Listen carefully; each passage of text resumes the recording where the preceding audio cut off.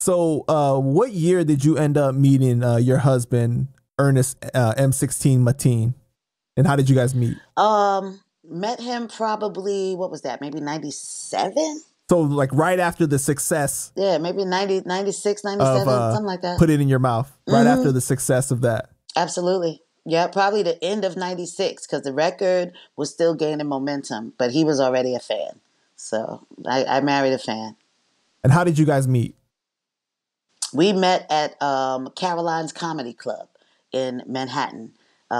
We were both there hanging out. Actually, my manager, Charles Stetler, was there. He invited me, and he was managing Ed Lover. Ed Lover, Dr. Dre. He was managing Ed Lover, and Ed Lover was actually hosting. So we went to just kind of hold Ed Lover down, support him.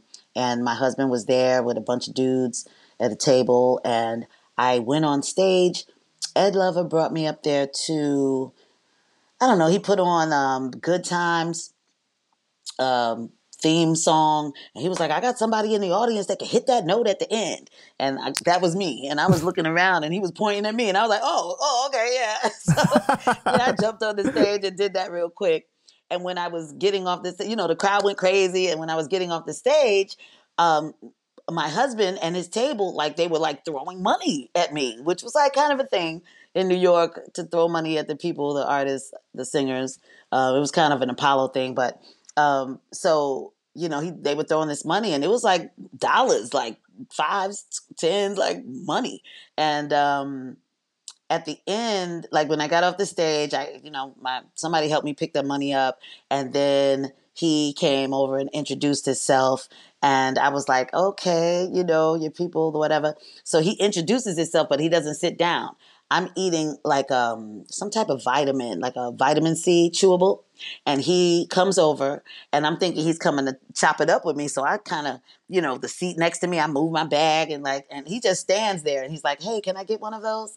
And I was like, oh, sure. And he took it and left. And I was like, oh, this what we doing? Oh, okay. So, I'm a player. I was like, okay. So I get the money together and I kind of fold it, get it all lined up and I put it together. I fold it and I walk over to his table. And all the guys at the table were throwing the money, but I reach over all of them and I hand it to him. And I say, I'm good. Thanks, guys. Anyway, saying have a good night. And I hand him the money and I walk off, leave, thinking in my mind, this dude better follow me, right? So, because I'm like, oh, he tried it, so let me go. So I walk off, and yeah, he comes, he follows me out to the lobby, and, that started it. So was it a long courtship before you guys got married, or was it fairly short? Fairly short. It's definitely less than a year. Okay. And what was it about him that really stood out to you? Because you didn't even know he was a boxer in the beginning, right?